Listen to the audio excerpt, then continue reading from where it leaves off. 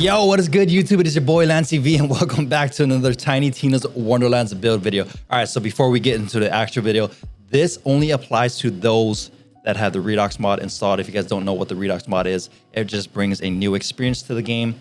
Pretty much everything that I kind of wish was in the vanilla game. If you guys want to go ahead and check out the mod, I got the link down in the description below. Also, by the way, this only applies to PC players. I'm sorry. Those on console, I apologize. I'm sorry. With that being said, before we get into the actual video, make sure you go ahead and smash that like button, hit the sub if you have not already, turn on that notification bell to get notified on when I do upload next. And if you want to catch me live streaming games like Wonderlands and other games out there, go ahead and follow me on kick.com/LancyVee. That is our new platform, boys. So I'll see you guys there soon, all right? I'll catch you on the next one. Peace out, homies. All right, boys, forgive me. It's been a while since I last created a build video for Tiny Tina's Wonderlands, but let's just get right into it. So we're going to start off with the hero stats. I capped out both status power to increase our status effect damage and skill recovery to get our cooldown rate for our action skill, because I want to be popping that action skill often. With the remaining of the points, I went ahead and threw them into critical power to increase our critical hit damage. Now, you don't have to throw it here. You can go ahead and throw it into tank power if you feel like you're very squishy. Now, onto our class trees, I got the Blightcaller and Stabbomancer, with Blightcaller being our main. So the action skill that I've chosen is the Plague Storm. Dude, this thing is crazy. If you guys didn't know, the Fate Maker summons a Plague Storm at the target location, dealing poison status effect damage over time in an area. Whenever the Fate Maker deals a non-ability damage, a percentage of it is stored. The Plague Storm periodically creates elemental bolts, targeting a random number of enemies underneath it, dealing ability damage of a random elemental damage type equal to the damage stored split among all targets and clearing all stored damage. Elemental bolts cannot apply status effects. Bro, this thing is crazy. So if you guys ever played Borderlands 3, we have augments in Borderlands 3, and with the Redux mod, they went ahead and added augments for our skill trees. And the ability augment that I've chosen is the Acid Storm, which goes in hand with the Plague Storm, which reads Plague Storm radius is increased. Additionally, enemies damaged by Plague Storm take increased poison damage. Bro, it just makes this thing crazy good, bro. Okay, now on to our skills. So we capped out Violence, which increases our status effect chance and duration. We capped out Geist in a Shell, which reads gun critical hits have a chance to create a homing poison bug spirit that seeks out nearby enemies, dealing poison ability damage and exploding on impact. I got 1 point in Wrathmill, which reads kill skill. A portion of the Fate Maker's maximum ward capacity is restored. So basically, we're going to be getting our ward back every time we kill an enemy. I capped out Flawless Edge 5 out of 5, which reads the Fate Maker gains increased damage dealt based on how full his ward is. We also maxed out Active Decay. Poison damage is increased by 20%. We maxed out Bogged Down, which reads dealing non-status effect poison damage has a chance to create a water nova, soaking all nearby enemies. Soaked enemies take more damage from lightning and frost, but less damage from fire. We maxed out Worst Curse 3 out of 3, which reads whenever the Fate Maker applies a dark magic status effect, his spell damage and ability damage are increased for a duration. And we also got 1 point in Amped Up, which reads whenever the Fate Maker applies a lightning status effect, his movement speed is increased and a percentage of his maximum ward capacity is restored per second for a duration. This effect can stack. I got 3 out of 3 with Burnt Offering, which reads whenever the Fate Maker applies a fire status effect, his gun damage and spell cooldown rate are increased for duration. I got 3 out of 3 points with Toxicity, I can't pronounce it, okay?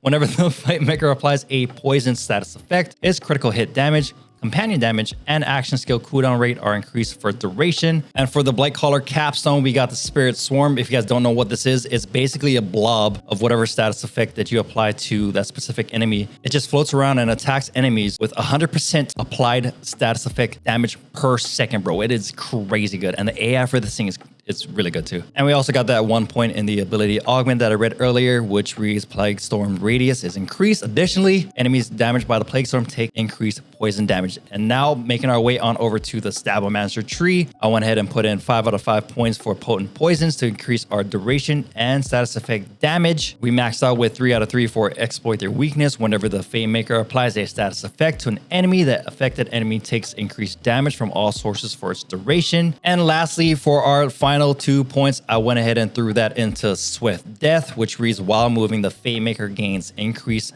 damage dealt. The faster he moves, the greater these bonuses. Okay, now let's make our way on over to our weapons. The main weapon that I use for this build is the White Rider. Make sure you guys go ahead and farm for it consumes 2 ammo per shot because this one does more compared to the other one. Now, the second weapon that I got equipped is a Thunder Fury. Now, just to let y'all know that this weapon has been introduced into the game along with the Redux mod, so you can only attain this weapon through the Redux mod. The third weapon is a pearlescent by the name of Archaic Host. Bro, this thing is crazy too as well. If you guys did not know, pearlescents have a intrinsic trait which reads landing hits on enemies grant a stacking bonus to accuracy, melee speed, and shield regeneration rate. And by my understanding, the way intrinsic traits work is pretty much like an enchantment on that specific weapon. So you either have to have that weapon in your hand or like we have here, you know, on our melee weapon slot. So whenever we are applying dot damage to enemies, this intrinsic trait will constantly be up. And lastly, for our fourth weapon that I got, a cannonballer, because why not? And lastly, for our melee weapon, we got the Mega Rush, another pearlescent that you can only obtain in the Redux mod. And the reason why I have this equipped is for that pearlescent intrinsic trait.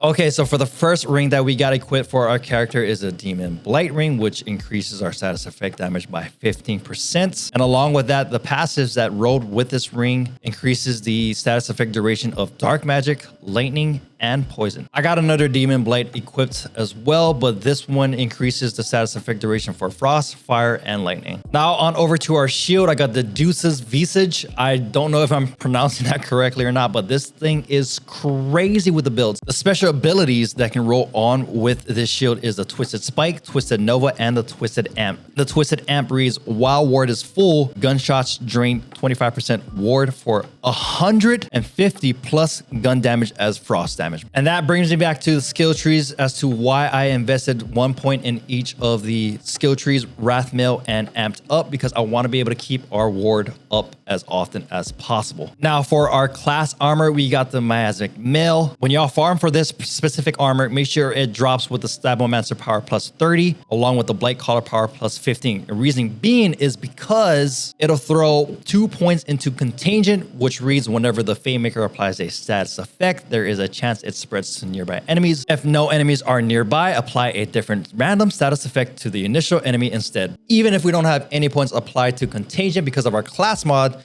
which gives us 2 points, it'll make this skill active for our character. Now for the amulet, I got the Shaped Hourglass. This is another item that only drops in the Redux mod, which reads, each shot landed grants a 2% bonus to gun damage, but reduces your accuracy by 10%, stack cap at 25, and decay over time. Now, from my testing, the Hourglass does not drop with Blightcaller power. I believe it's a bug with the Redux mod, but once that is fixed, I'm going to go ahead and farm for one that rolls with poison damage and Blightcaller.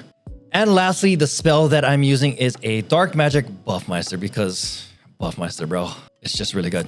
All right, boys, that is it for this build video. If there's any other builds that you wanted me to go ahead and cover for the Redux mod, let me know down in the description below. And with that being said, I hope you guys have a good day, good night, good evening, good morning, good afternoon, and I'll see you guys on the next one. Peace out, homies.